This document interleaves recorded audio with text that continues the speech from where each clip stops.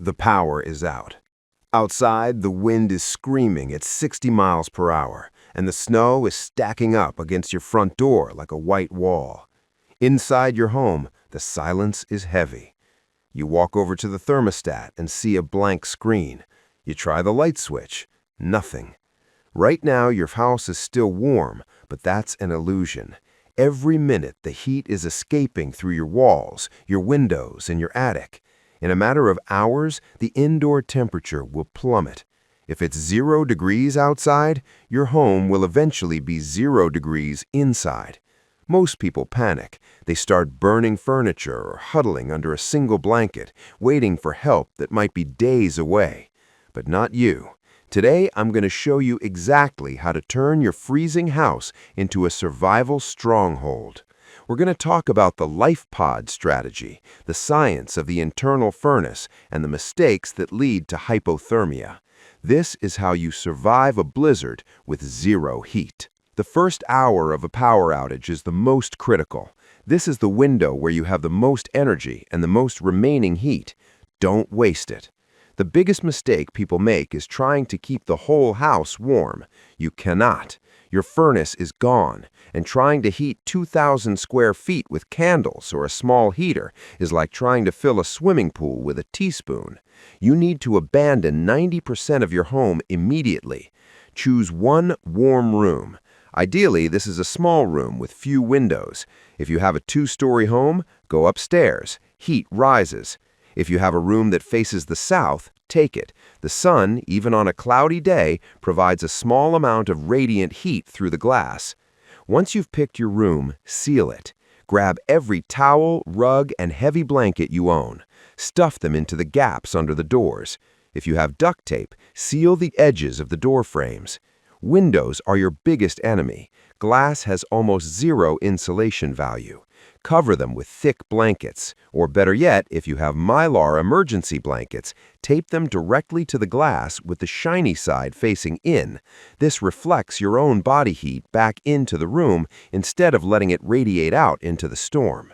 Now that the room is sealed, we need to go smaller. I call this the life pod strategy. Think of it as a room within a room. If you have a camping tent, set it up in the middle of that warm room. It sounds strange, but it's one of the most effective survival hacks there is.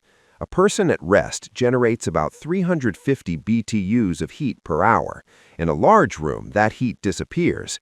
In a small 3-person tent, your body heat and your breath can raise the temperature by 15 or 20 degrees.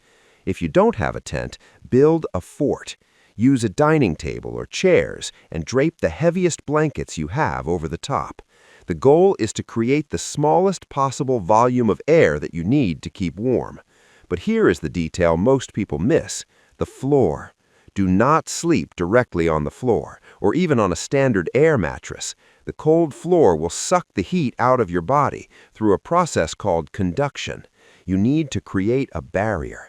Layer the floor with rugs, cardboard, or extra sleeping bags. You want at least 3 inches of insulation between your body and the ground.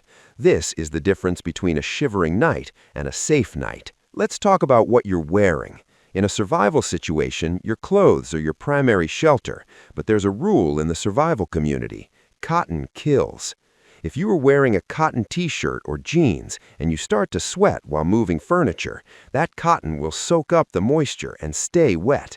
Cotton loses all its insulating ability when it's damp, and it will actually pull heat away from your body 25 times faster than dry air.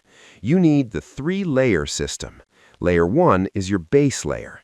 Use synthetic materials like polyester or ideally merino wool.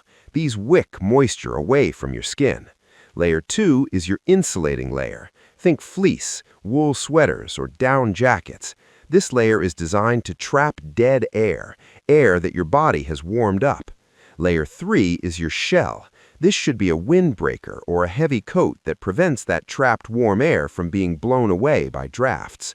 And keep your head covered. You've probably heard that you lose 40% of your heat through your head. That's a myth, but you do lose a significant amount because the head has a lot of blood flow and very little fat for insulation. Put on a knit cap and leave it on even when you sleep. Your body is a chemical heater, and a heater needs fuel. During a blizzard, your metabolism will naturally speed up as it tries to maintain your core temperature. This is not the time for a diet. You need high-calorie, high-fat foods. Fats take longer to digest, which keeps your internal furnace burning for hours. Eat peanut butter, nuts, cheese, or chocolate.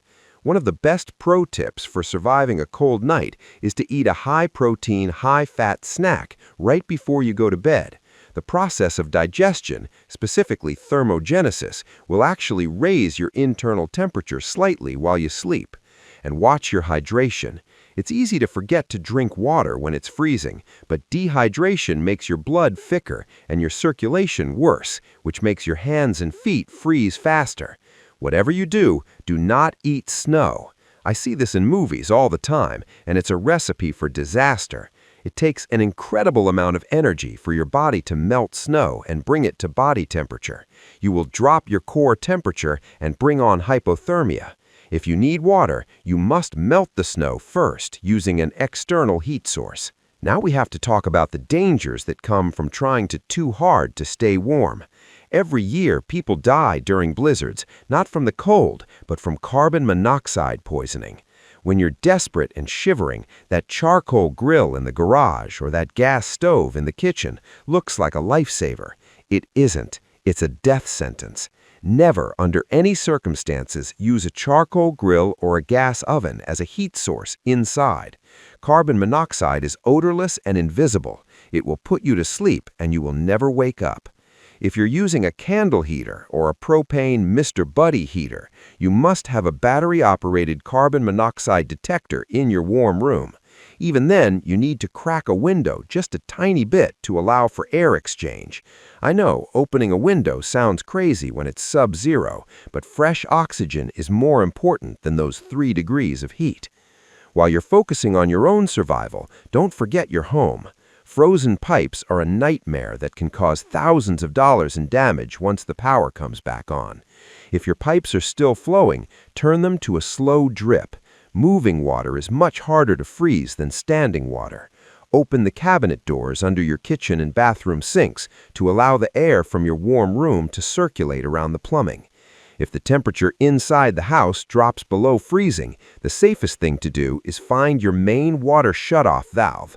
Turn it off and open every faucet in the house until the pipes are empty. If there's no water in the pipes, there's nothing to freeze and burst. Surviving a winter storm without heat is a mental game as much as a physical one.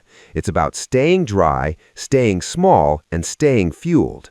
Don't wait for the power to go out to prepare. Have your warm room kit ready: the tent, the mylar blankets, the wool socks, and the high-calorie snacks. When the grid goes down, you won't be scrambling in the dark. You'll be executing a plan. If you found this guide helpful, please hit that like button. It helps this information reach people who might be in the middle of a storm right now. Subscribe to the channel for more survival deep dives. And in the comments, let me know, what's the one piece of gear you'd never want to be without in a blizzard? Stay warm, stay safe, and I'll see you in the next one.